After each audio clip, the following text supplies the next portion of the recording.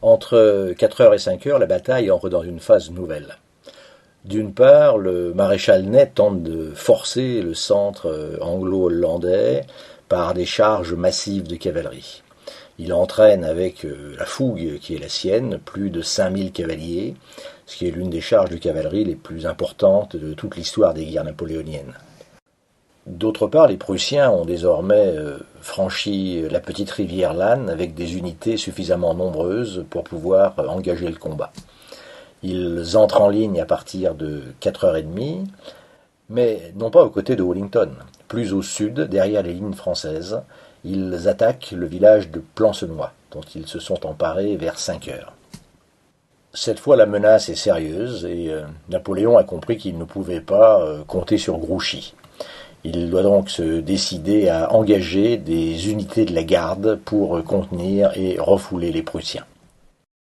Entre 4 heures et 6 heures, Ney multiplie les charges de cavalerie, mais elles sont vaines.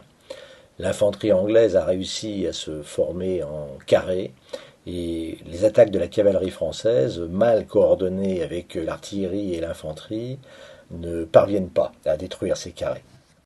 Vers 6 heures, les charges de cavalerie cessent. Les carrés anglais sont très éprouvés, mais pas rompus. Quant à la cavalerie française, il lui reste environ un quart de ses effectifs en état de combattre. À 6h30, les Français remportent un important succès. La ferme de la Haie-Sainte est enfin prise. L'artillerie française peut s'avancer et pilonner beaucoup plus efficacement les lignes anglaises. Mais au même moment, au sud, les Prussiens ne cessent de recevoir des renforts, et pour les contenir, Napoléon doit engager jusqu'aux 2 tiers de la garde qui était sa réserve suprême.